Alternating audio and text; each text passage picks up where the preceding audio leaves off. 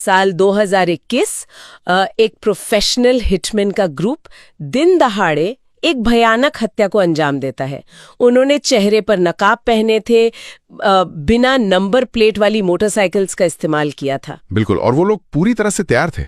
मतलब उन्हें लगा था कि उन्होंने एकदम परफेक्ट क्राइम डिजाइन कर लिया। हाँ, है ना, एक ऐसी साजिश जिसे कोई पकड़ ही नहीं पाएगा।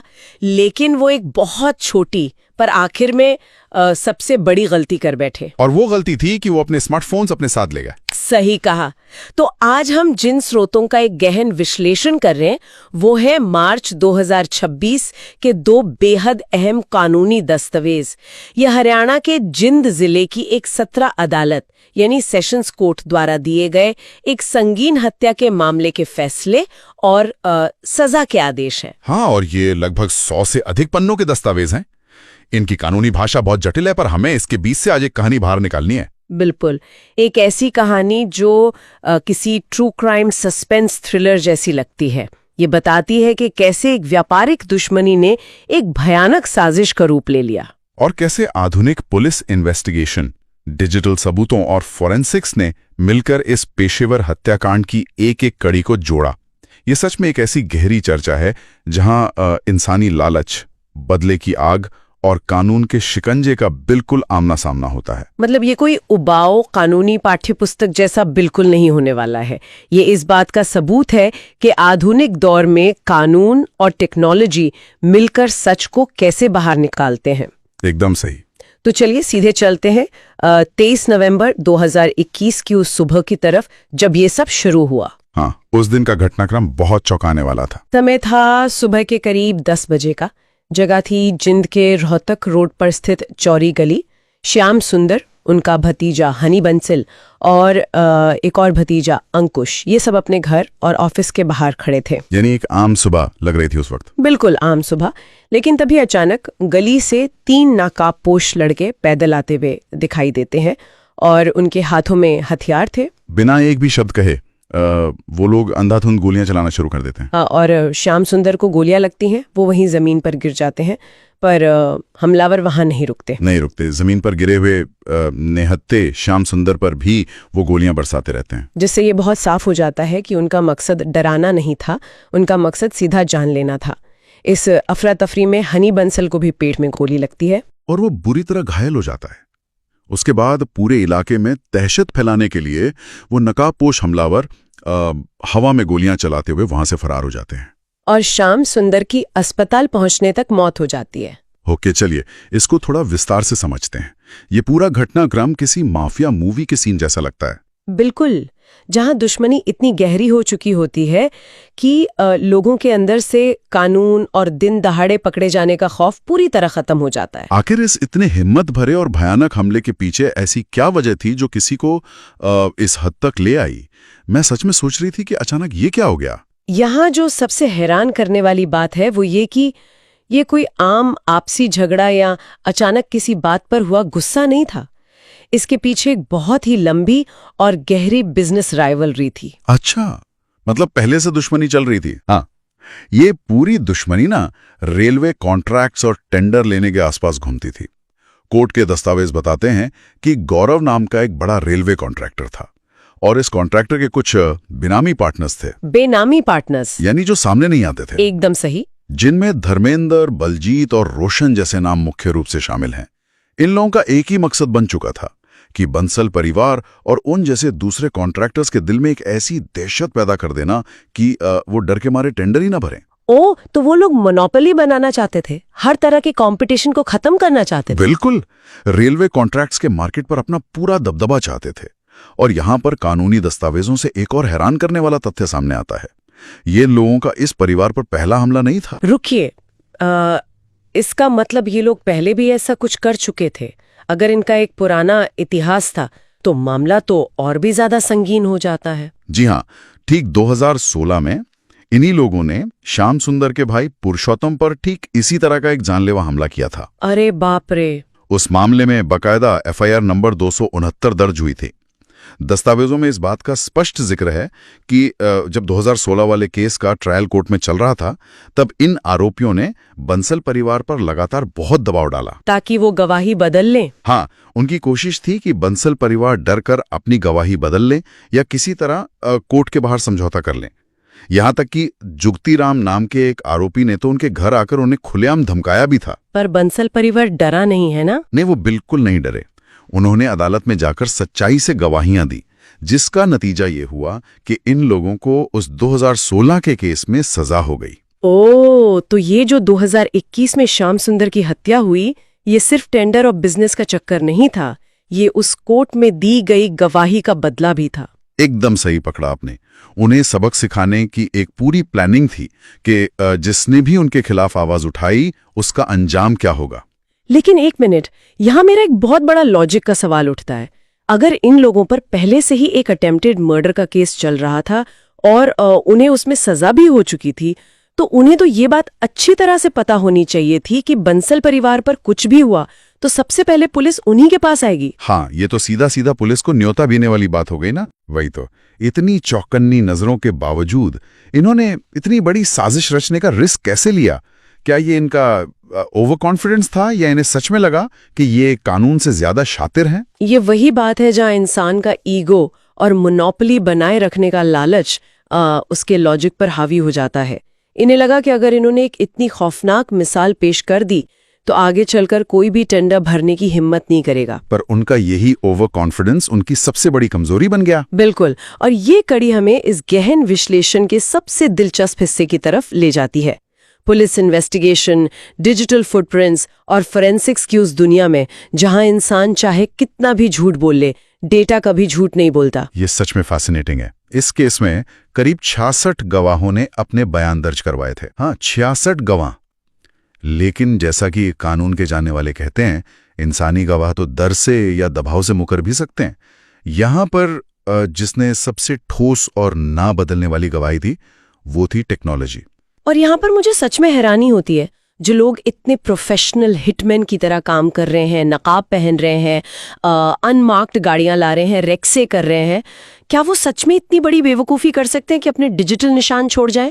लोग अक्सर ही गलती करते हैं। मतलब क्या आज के वक्त में जब हर बच्चे को पता है कि फोन ट्रैक होता है, रियल लाइफ में क्रिमिनल्स इतनी आसानी से पकड़े जा सकते हैं? मूवीज और रियल लाइफ का यही तो सबसे बड़ा फर्क है। देखिए, असल में टेक्नोलॉजी इतनी माइक्रो लेवल पर काम करती है कि आपका फोन ही आपका सबसे बड़ा दुश्मन बन जाता है और आपको पता भी नहीं चलता। तो इस केस में पुलिस ने स्टार्ट कहां से किया? इस इन्वेस्टिगेशन में पुलिस ने सबसे पहले CDR यानी कॉल डिटेल रिकॉर्ड्स और मोबाइल टावर लोकेशंस का पूरा जाल बिछाया। कोर्ट की फाइल में एयरटेल और वोडाफोन के नोडल ऑफिसर्स की बाकायदा गवाहियां और रिपोर्ट शामिल हैं। अच्छा, इन रिपोर्ट्स ने एक बहुत ही अहम टेक्निकल कॉन्सेप्ट को अदालत के सामने रखा, जिसे पिंगिंग कहते हैं। ये पिंगिंग क्या होता है, थोड़ा समझाएंगे? होता यह है कि जब आप किसी को कॉल नहीं भी कर रहे होते, आपका फोन बस आपकी जेब में पड़ा होता है, तब भी वो लगातार अपने नजदीकी नेटवर्क टावर से कनेक्ट होता रहता है, उसे पिंग करता रहता है। ओह वाओ, मतलब लोकेशन हर वक्त ट्रैक हो रही है। बिल्कुल। उन टावर लोकेशंस की सीक्वेंस ने साजिशकर्ताओं की एग्जैक्ट मूवमेंट को सेकंड बाय सेकंड ट्रेस कर लिया। उसके अलावा आजकल तो हर गली, हर दुकान के बाहर CCTV कैमरास लगे होते हैं। हाँ, CCTV तो अब हर जगह है। तो उन फुटेज से क्या मिला? हत्या के वक्त का पूरा फुटेज, जिसे एक पेन ड्राइव में संभालकर कोर्ट में पेश किया गया, उसने सब कुछ रिकॉर्ड कर लिया था। हमलावर किस गली से आए, किस एंगल से उन्होंने गोलियां चलाईं और वहां से किन रास्तों से फरार हुए। तो इसका मतलब एक तरफ सेल टावर्स उनका रास्ता बता रहे थे और दूसरी तरफ CCTV कैमराज उनकी तस्वीरें ले रहे थे। तो फिर यहां से पुलिस ने उन व्हीकल्स को ट्रेस करना शुरू किया होगा जो इस क्राइम में यूज हुए थे। सही पकड़ा है आपने। डिजिटल डेटा से यह साफ हो गया कि हत्या वाले दिन से पहले कई दिनों तक पूरी रेकी यानी आसपास के इलाके की जासूसी की गई थी। इन दस्तावेजों में पूरी डिटेल है ना? हाँ, इस काम के लिए एक काले रंग की एल्टो कार जिसका नंबर HR 26 AY 9780 था और एक बोलेरो गाड़ी जिसका नंबर HR 56 A 85 87 था, उनका लगातार इस्तेमाल हुआ। और इन गाड़ियों को पुलिस ने ढूंढ भी लिया था? जी, ये गाड़ियां पहले सीसीटीवी में आईं, फिर उनके नंबर्स ट्रेस हुए और बाद में पुलिस ने इन्हें रिकवर भी कर लिया। और जिस वक्त हत्या को अंजाम दे दिया गया तो क्राइम सीन से दूर भागने के लिए नरेश नाम के एक आरोपी की स्विफ्ट डिजायर कार और बिना नंबर प्लेट वाली मोटरसाइकिल्स का इस्तेमाल किया गया। स्विफ्ट डिजायर का नंबर HR 31N 8516 था शायद। हाँ, वही। और जब पुलिस ने इन सभी गाड़ियों को जब्त किया तो कोर्ट में उनकी प्रेजेंस ने केस को एक अलग ही मजबूती दे दी। एक चेन ऑफ इवेंट्स पूरी तरह से एस्टैब्लिश हो गई। इन सब डिजिटल और फिजिकल कड़ियों के बीच एक ऐसी घटना इस केस फाइल में पढ़ने को मिलती है जिसने मुझे पूरी तरह से चौंका दिया। आप उस फेल हुई एलिबा की बात कर रही हैं ना? हाँ, एक फेल हुई एलिबाई। पहले तो कानूनी भाषा में एलिबाई का मतलब होता है जब कोई आरोपी कोर्ट में ये दावा करता है कि क्राइम के वक्त वो तो हजारों किलोमीटर दूर किसी और जगह पर था। बिल्कुल, कि वो जुर्म कर ही नहीं सकता। इस केस में पवन उर्फ जॉन नाम के एक आरोपी ने बाकायदा एक एलिबी सेट करने की कोशिश की। उसने दावा किया कि जिस वक्त चोरी गली में ये हत्या हो रही थी वो तो हिसार के डिपो में हरियाणा रोडवेज के एक बस पार्क कर रहा था। और उसने इस बात को सच साबित करने के लिए कुछ पेपर्स पेश करने की भी कोशिश की थी। सोचिए, अगर आज से 30-40 साल पहले का वक्त होता तो शायद ये एलिबी काम कर जाते। सिर्फ किसी गवाह को खरीदना पड़ता जो कह देता कि हाँ, ये आदमी मेरे सामने था। लेकिन आज के दौर में एक झूठी एलिबाई बनाना बिल्कुल वैसा ही है जैसे किसी ऐसे फर्श पर चलना जहां गीला पेंट गिरा हो। सही बात है। आप जहां भी जाएंगे आपके फोन और डिजिटल फुटप्रिंट्स आपके निशान छोड़ते जाएंगे। और यही पवन के साथ हुआ। SIT यानी स्पेशल टास्क फोर्स ने उसकी इस एलिबाई को ध्वस्त करके रख दिया। SIT ने ये बारीकी से कैसे किया, ये बताइए। हाँ, ये बड़ा काबिले तारीफ काम था। उन्होंने सिर्फ पवन की बात को नकारा नहीं बल्कि उस हिसार डिपो में जाकर वहां के चौकीदार, कंडक्टर और ट्रैफिक इंस्पेक्टर तक की गवाहियां ली। अच्छा, उन्होंने सबसे क्रॉस चेक किया। बिल्कुल, वहां की ड्यूटी रजिस्टर्स और लॉगबुक्स चेक किए गए और अपने डेटा के साथ ये साबित कर दिया कि पवन जिस वक्त हिसार में होने का दावा कर रहा था, दरअसल उस वक्त वो इन बाकी शूटर्स और साजिशकर्ताओं के साथ लोकेशन पर मौजूद था। मतलब उसका फोन और CCTV उसे वहां क्राइम सीन पर दिखा रहा था। एकदम, उसके मोबाइल लोकेशन और एस्केप रूट के CCTV ने सब सच उगल दिया। जब अदालत के सामने ऐसे डेटा पॉइंट्स रखे जाते हैं तो ऐसी छोटी मोटी कहानियां 1 मिनट में टूट जाती हैं। तो चलिए अब उस स्थिति पर आते हैं जहां इन्वेस्टिगेशन पूरी हो चुकी है। पुलिस के पास अब एक पहाड़ जैसा सबूत है। टावर लोकेशंस हैं, CCTV है, गाड़ियां बरामद हो चुकी हैं। यहाँ तक कि उन्होंने मर्डर वेपन्स भी ढूंढ निकाले थे। हाँ, जिनमें 32 बोर और 38 बोर के रिवॉल्वर्स और 12 बोर की गन्स शामिल थीं। लेकिन कानून में एक सच्चाई होती है। एक बात है किसी को पकड़ना और दूसरी बिल्कुल अलग बात है उस व्यक्ति को एक जज के सामने ठोस कानूनी दायरे में दोषी साबित करना। क्योंकि डिफेंस लॉयर्स हमेशा इन डिजिटल सबूतों और पुलिस की कहानियों में छेद करने की फिराक में रहते हैं। और ये कड़ी हमें इस मामले के अदालत में होने वाले फैसले की तरफ खींच ले जाती है। सही कहा आपने। कोर्टरूम ट्रायल ही वो जगह है जहां कानून की असली और सबसे कड़ी कसौटी होती है। तो दिन आता है 13 मार्च 2026 का, जिन सेशंस कोर्ट के जज जयभीर सिंह अपना फैसला सुनाते हैं। इस पूरे मामले में कुल 13 आरोपी थे, लेकिन कोर्ट सिर्फ कहानी नहीं देखती। बिल्कुल नहीं। दोषी यानी कन्विक्ट करार दिया जाता है। लेकिन 2 आरोपियों को, जिनके नाम जुगतीराम और अजमेर हैं, अदालत बरी यानी एक्विट कर देती है। अगर हम इसे बड़ी पिक्चर से जोड़कर देखें तो ये इस बात का बहुत ही सटीक प्रमाण है कि हमारी अदालतें जज्बात, गुस्से या सिर्फ कॉमन सेंस पर फैसला नहीं सुनाती हैं। अदालत सिर्फ और सिर्फ एविडेंस पर काम करती है। ये क्लियर करना बहुत जरूरी है। हाँ, ये स्पष्ट करना बहुत जरूरी है कि इस चर्चा में हमारा मकसद किसी भी पक्ष को सही या गलत ठहराना नहीं है। हमारा काम सिर्फ इन दस्तावेजों और कानूनी प्रक्रिया का न्यायिक विश्लेषण करना है। सही कहा। इन 2 लोगों का बरी होना इस बात को साबित करता है कि जज ने 13 के 13 आरोपियों को एक ही लाठी से नहीं हाँका। उन्होंने हर एक व्यक्ति के खिलाफ रखे गए सबूतों की अलग अलग और बारीक जांच की। जिन 2 के खिलाफ बियॉन्ड रीजनेबल डाउट यानी संदेह से परे एकदम ठोस सबूत नहीं मिले, उन्हें कानून के तय नियम के अनुसार छोड़ दिया गया। कानून का सिद्धांत ही यही है कि चाहे 100 गुनहगार छूट जाएं, पर एक बेकसूर को सजा नहीं होनी चाहिए। बिल्कुल। ये अपने आप में बहुत अहम कानूनी पहलू है। लेकिन यहाँ मेरा एक बहुत ही बेसिक सवाल है जो इस जजमेंट को पढ़ते वक्त मुझे बार बार खटक रहा था, एविडेंस एक्ट को लेकर। हाँ, पूछिए। इन 11 दोषियों को जब पुलिस ने पकड़ा था तो उन्होंने पुलिस कस्टडी में अपना जुर्म बाकायदा कबूल लिया था, जिसे हम कन्फेशन कहते हैं। हाँ, कबूला था उन्होंने। तो अगर उन्होंने खुद कह दिया कि हाँ हमने मारा है, तो फिर अदालत में इतनी लंबी बहस क्यों?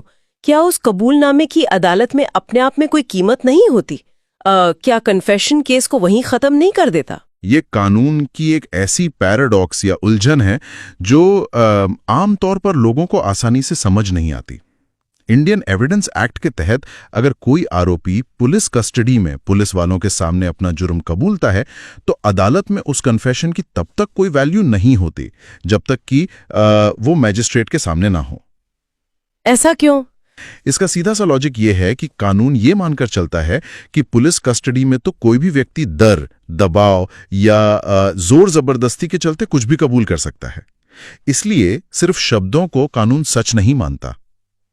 तो अगर इनके कन्फेशन की कोई वैल्यू ही नहीं है तो पुलिस इतनी मेहनत करके इनके कन्फेशन रिकॉर्ड ही क्यों करती है? मतलब फंडा क्या है इसका? यही तो इस पूरे प्रोसेस का सबसे बड़ा कैच है। ध्यान से सुनिए, एविडेंस एक्ट का सेक्शन 27 यहां लागू होता है। सेक्शन 27? हाँ, कानून ये कहता है कि हम तुम्हारे कन्फेशन को सच नहीं मानेंगे, लेकिन अगर तुम्हारे उस झूठे कन्फेशन की वजह से पुलिस को क्राइम से जुड़ी कोई छुपी हुई चीज जैसे कोई हथियार या खून से सने कपड़े मिल जाते हैं, अच्छा, तो वो रिकवरी सच बोलती है। इंसान झूठ बोल सकता है पर मिट्टी में दबा हुआ हथियार झूठ नहीं बोलता। तो कानून उन शब्दों की नहीं, उन शब्दों से मिली फिजिकल एविडेंस की अहमियत मानता है। ये बहुत क्लियर है। एकदम।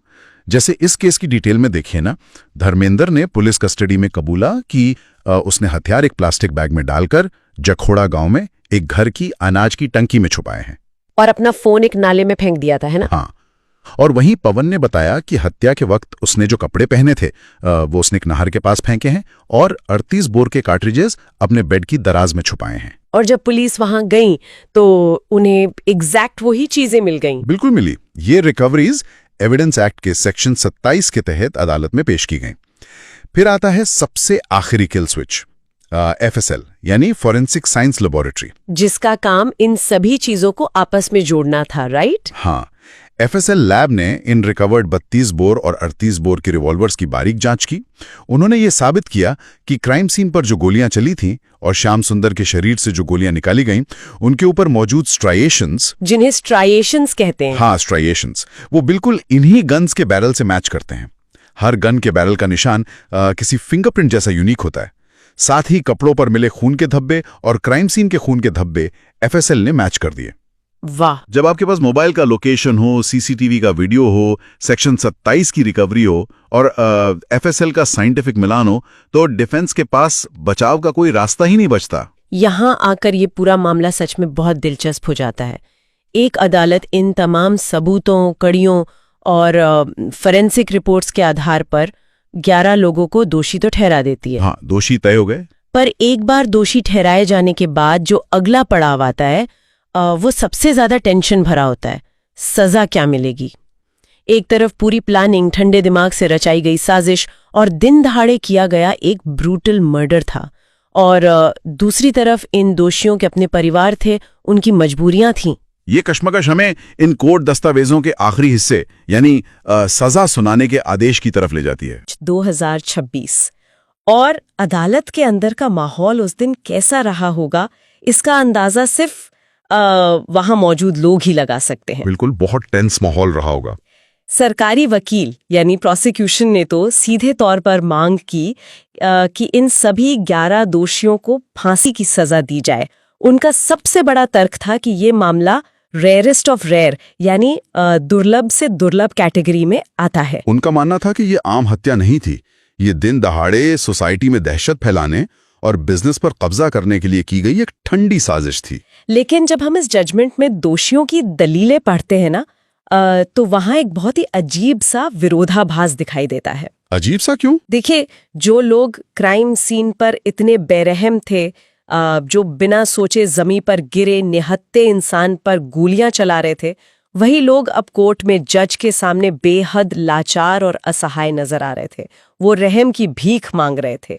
दस्तावेजों में उनकी तरफ से की गई अपीलें बहुत विस्तार से दर्ज हैं।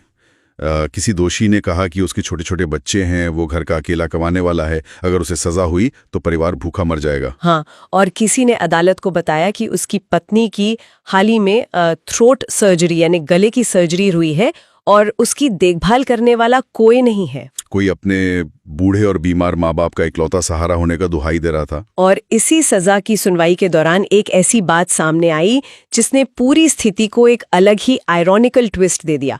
धर्मेंद्र और बलजीत नाम के दोषियों ने अदालत से ये दरख्वास्त की कि उन्हें जिंद की जेल में ट्रांसफर ना किया जाए। क्यों? जिंद जेल से उन्हें क्या प्रॉब्लम थी? उनका कहना था कि वहां के जेल में उनके दुश्मन बंद हैं और उन्हें वहां अपनी जान का खतरा है। क्या बात कर रहे हो? हाँ, सोच कर देखिए, जो लोग खुद दूसरों की जान लेने में एक पल नहीं हिचकिचाए, जिन्होंने अपने दुश्मनों को सरेआम गोलियों से भून दिया, आज जब वो पकड़े गए हैं तो उन्हें एक जेल के अंदर बैठकर अपने दुश्मनों से डर लग रहा है। यहाँ पर बात सच में बहुत दिलचस्प हो जाती है। ये अजीब जरूर लगता है, पर कानून इस आयरॉनिकल स्थिति से बिल्कुल अलग ढंग से सोचता है। ये एक बहुत ही महत्वपूर्ण सवाल खड़ा करता है कि कानून एक तरफ सोसाइटी की सुरक्षा और दूसरी तरफ दोषी के मानवाधिकारों को कैसे बैलेंस करे। तो फिर जज जयबीर सिंह ने क्या फैसला लिया इन सब दलीलों पर? उन्होंने इन सारी बातों को सुना, प्रोसिक्यूशन को सुना, डिफेंस को सुना और आखिर में उन्होंने अपना न्यायिक फैसला सुनाते हुए तय किया कि इस मामले को रेयरेस्ट ऑफ रेयर की कैटेगरी में नहीं रखा जा सकता। लेकिन एक आम इंसान की तरह सोचूं तो ये बात थोड़ी अजीब लगती है। प्री प्लान्ड मर्डर था, सीसीटीवी पर रिकॉर्ड हुआ, गैंग वॉर जैसा स्टाइल था, इसे अदालत ने रेयरेस्ट ऑफ रेयर क्यों नहीं माना? क्योंकि रेयरेस्ट ऑफ रेयर का सिद्धांत सिर्फ गुस्से या क्राइम के तरीके पर काम नहीं करता। जज साहब का दृष्टिकोण यह था कि ये आखिरकार एक बिजनेस राइवलरी यानी व्यापारिक दुश्मनी का केस था। अच्छा। हमलावर एक ऐसी बेलगाम मानसिकता का शिकार नहीं थे जो पूरे समाज के हर आम नागरिक के लिए एक अनियंत्रित खतरा हो। रेयरेस्ट ऑफ रेयर तब लागू होता है जब अपराध इतना विषैला और घिनौना हो कि उसे समाज की आत्मा कांप जाए और आरोपी के सुधरने की हर गुंजाइश खत्म हो चुकी हो। एकदम सही। इसलिए अदालत ने फांसी की सजा देने से इनकार कर दिया। पर इसका मतलब ये नहीं था कि उन्हें कोई रियायत दी गई, क्योंकि ये मर्डर एक डीप प्लानिंग जिसमें बैकअप एस्केप कार्स, हथियार छुपाना और एलिबाइज बनाना शामिल था, इसके तहत किया गया था। इसलिए अदालत ने इन्हें आजीवन कारावास यानी लाइफ इम्प्रिजनमेंट की सजा सुनाई। साथ ही अलग अलग धाराओं में 10 साल की कठोर कारावास और भारी जुर्माना भी लगाया। पर सजा तय करते वक्त एक और पेच था, है ना? हाँ, एक और पेच था। इन दोषियों के वकीलों ने अदालत से गुजारिश की कि इनकी ये उम्र कैद की सजा उनकी उस 2016 वाले केस की सजा के साथ साथ चलाई जाए, जिसे लॉ में कॉन्करेंटली चलना कहते हैं। पर जज ने इस मांग को सख्ती से ठुकरा दिया। कहा कि नहीं, ये एक पूरी तरह से अलग जुर्म है और पहले से मिले सजा के साथ मिलाकर इसे कम नहीं किया जाएगा। ये जज का एक बहुत अहम कदम था। देखिए, इससे उन्होंने उम्र का देकर इस अपराध की गंभीरता को मेंटेन किया और साथ ही फांसी न देकर उस रेयरेस्ट ऑफ रेयर थ्रेशोल्ड को भी क्रॉस नहीं किया। ये कानून के बैलेंस को दर्शाता है। तो आखिर इन सब का क्या मतलब निकलता है? अगर हम इस गढ़न केस और इन 100 पन्नों के दस्तावेजों से थोड़ा पीछे हटकर इस पूरी कहानी को देखें तो ये सिर्फ एक हत्या और कोर्ट के फैसले का डॉक्यूमेंट नहीं रह जाता। नहीं है, उससे कहीं आगे की बात है। ये दिखाता है कि जब पावर बनाए रखने और रेलवे टेंडर्स के मार्केट पर कब्जा करने के लिए लालच की आग लगती है तो वो सिर्फ उस व्यक्ति को नहीं जलाती जिस पर गोलियां चली हैं, वो आग आपस में उलझे हुए दोनों तरफ के पूरे परिवारों को जलाकर राख कर देती है।